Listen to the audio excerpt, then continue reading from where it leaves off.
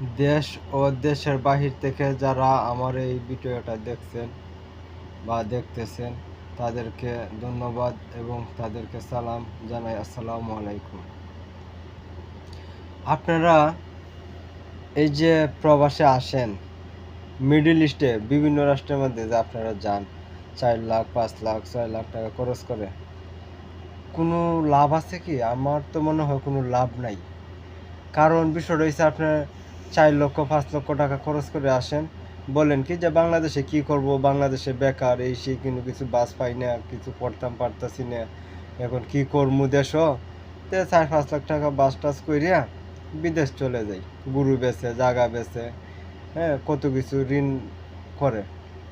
কিন্তু বিষয়টা একবার কি চিন্তা করছেন, এই 5 লক্ষ 4 লক্ষ টাকা খরচ করে এই বিদেশের মাটিতে আসলে এই টাকাটা উঠাইতে উঠাইতে আপনার 3 বছর লেগে যায়। এই 3 বছর যে লাগে, এই 3 বছর যদি আপনি বাড়িতে কাজ করতেন বা এই 5 লাখ 4 লাখ টাকা দিয়ে বাড়িতে একটা ইনভেস্ট মানে ব্যবসা বাণিজ্য করতেন, অনেকটা উপকারে আসতো। এখানে এসে না খাওয়ার ঠিক আছে, না ঘুমানোর ঠিক আছে, না কিনো কিছু শরীর স্বাস্থ্যের ঠিক আছে, সব দিক দিয়ে অশান্তি, সব দিক দিয়ে অশান্তি। আপনারা মানে জানেন যে প্রবাসে সমস্যা হয়, তারপরে আপনারা আসেন। এখন মনে করেন যে আপনার এক চাচা বিদেশ থাকে, আপনার চাচাকে মালিকে বলল যে তোমার আত্মীয় স্বজন থাকলে 1-2 আনো, কিন্তু চাচা সরল মনে আনলো বাতিজারে বা বাইকনারে আনলো, বাতিদারে আনলো, আইনা বললো যে বাইকনা বাতিদা আমি তো একটা চাকরি পাইছি তোদের জন্য, ভালো একটা চাকরি, তোরা চলে আয়, কত টাকা, অত টাকা দিলেই হবে। টাকা কিন্তু সম্পূর্ণটা মালিকে বেশি খাইছে, আর আপনার চাচা কিন্তু ওই তো অল্প কিছু টাকা আপনার চাচাকে দিল। সরল মনে আনার পরে 6 মাস 7 মাস পরে ভালোভাবে কাজ করছেন, 8 মাসের মাথায় আপনাদের সাথে খারাপ ব্যবহার করবে মালিকে, তখন কিন্তু আপনারা বলবেন কি চাচা আমাদেরকে আইনা বিপদে ফাললো, এই সে হেডে। কিন্তু চাচার কিন্তু দোষ নাই, চাচা তো সরল মনে আনলো, চাচারে যেমনি বুঝাইছে সে মানে এমনি কাজ করছে, কিন্তু লাস্টের দোষ হয় মানে চাচার, মানে চাচা বাতিজা বাইকনারে দিয়ে একটা ঝগড়া লাগাই দেয়, কিন্তু মালিকরে কিন্তু ধরার মধ্যে নাই, মালিক কিন্তু নাই এই জায়গায়, মালিক কিন্তু দূরে চলে গেছে, মালিক কিন্তু এই জায়গায় নাই। পরে বাড়ি দেওয়া কত ঝগড়াঝাটি। এই যে আমরা আসছি, এই যে উনি আসছেন, উনি কিন্তু 4-5 লক্ষ টাকা খরচ করে আসছেন, আমরা জানি উনি অনেক টাকা খরচ করে।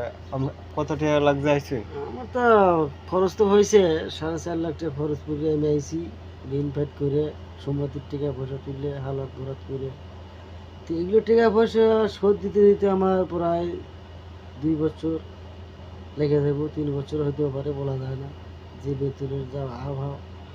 তো এত কষ্ট করে না যে টাকা পয়সা খরচ করে যদি আমরা যে আইতেছি, তাহলে এটা খুব দুঃখ বিজয়। আমি চাই যে বিদেশ বিদেশ বিদেশে সব যে পাগল হয়, তো বিদেশের কোনো ভ্যালু আর নাই। কারণ বেতন একভাবে ক্ষয় হয় আর আরেকভাবে, তো এটা শান্তি নাই।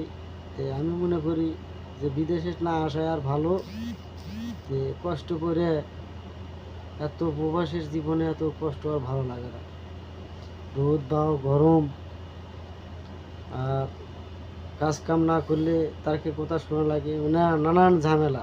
আমরা আপনাদেরকে একটা সতর্ক করতে চাই, অনেকে অনেক কথা বলবে যে এই চাকরি সেই চাকরি, আসার দরকার নাই। আপনারা বাড়িতে একটা কিছু করেন, পোষ কৃষি করেন, এই মানে কত কিছু আছে, গরুর খামার দেন, যে 5 লাখ টাকা খরচ করে আসবেন, 3 লাখ টাকা 2 লাখ টাকা হলে ভালো ব্যবসা করা যায়। হ্যাঁ, আপনারা ভালো ব্যবসা করেন, অন্য অন্য কাজ করেন, বাংলাদেশে বিদেশে আসার নাম লওয়ার দরকার নেই। তারপরে যদি অনেকে টাকা পয়সা আছে, যদি কোনো না বিদেশ যাই, তাহলে আপনাদের মন খুশি, আমাদের কিছু করার নেই। তাকে ব্যাপার এখন। আপনারা ভাবতেছেন যে বিদেশ যারা যায় তারা মনে হয় শান্তিতে আছে, শান্তিতে নাই ভাই, কেউ সবাই অশান্তিতে আছে।